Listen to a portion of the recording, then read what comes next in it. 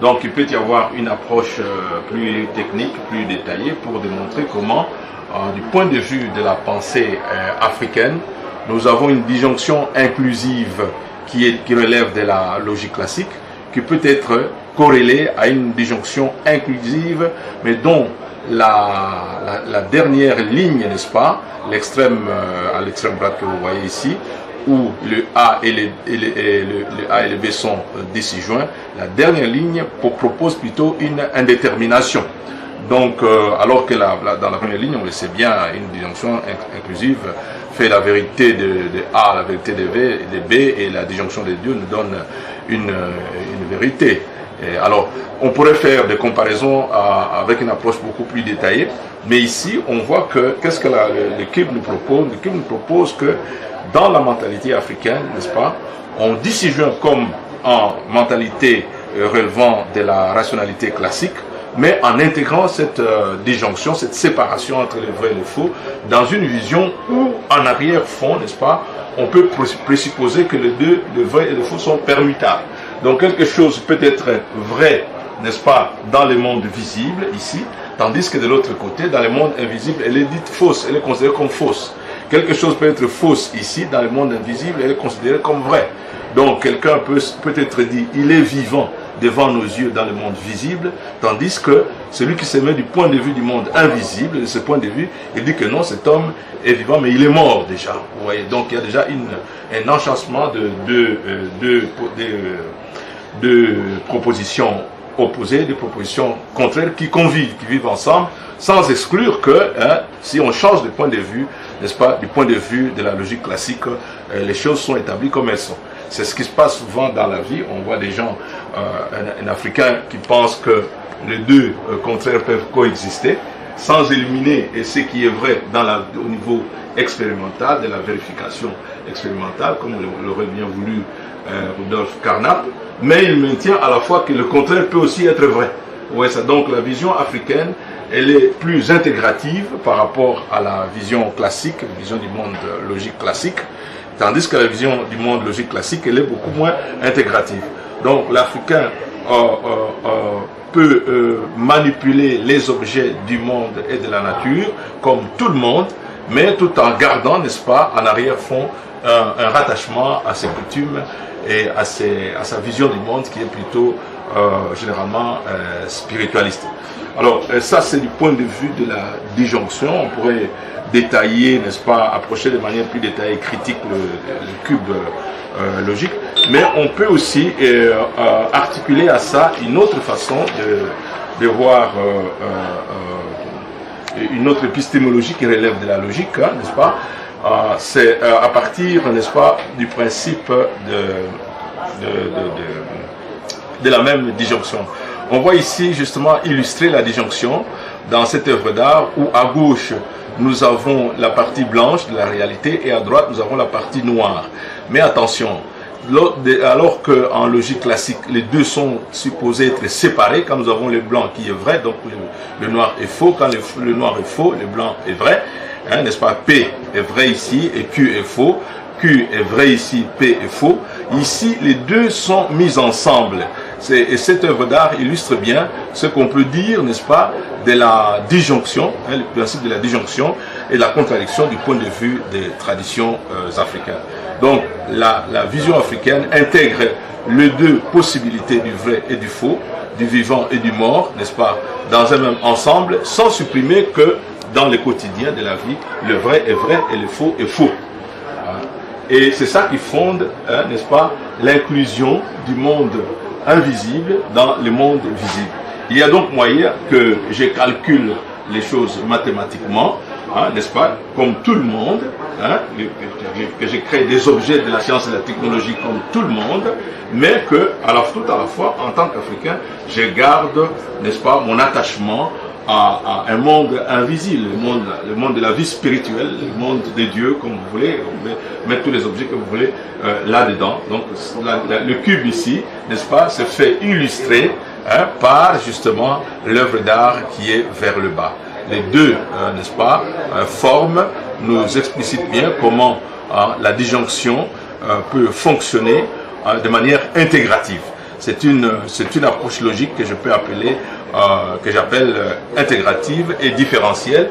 Différentielle pourquoi? Parce que justement, elle maintient ce qui est maintenu par tout le monde, par toute rationalité en mode classique, tout en faisant différer un autre aspect dans l'inconnu.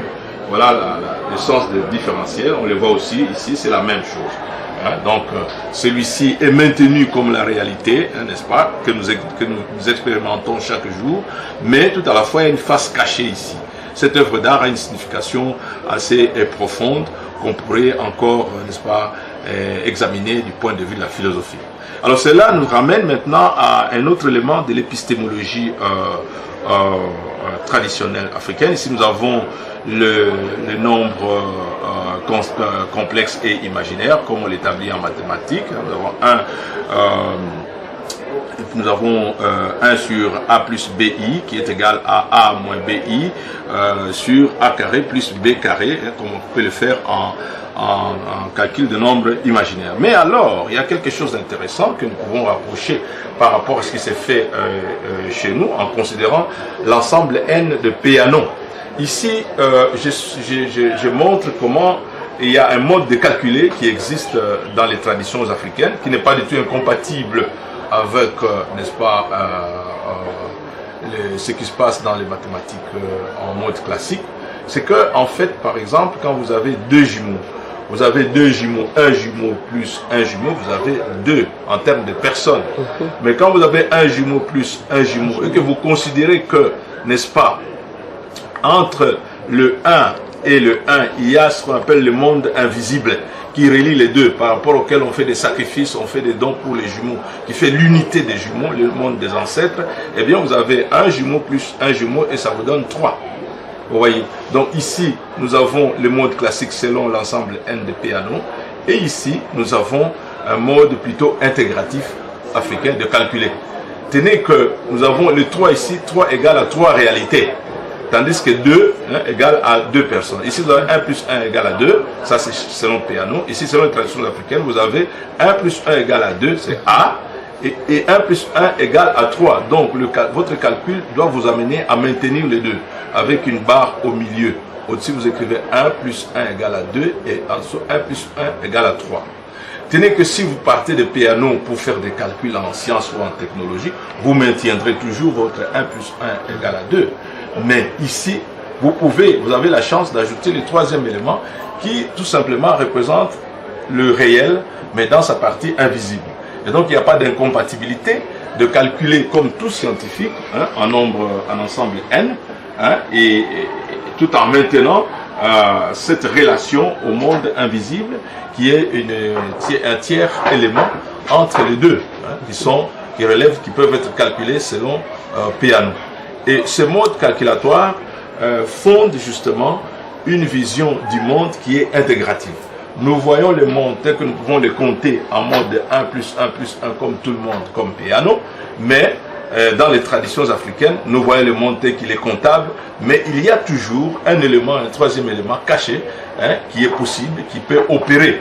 Et ainsi, le monde visible se trouve expliqué maintenant, selon ce schéma mathématique, comme pénétré par le monde invisible. Et c'est acceptable, ça n'a pas de contradiction par rapport à la science et la technologie, parce que l'Africain gardera toujours sa vision des rapports à ce monde invisible-là. Ça peut être Dieu, ça peut être le spirituel, ou ce qu'on veut mettre dedans, mais tout en calculant comme Peano, à partir de 1 plus 1 égale à 2. Le troisième élément qui représente un réel opératoire est là.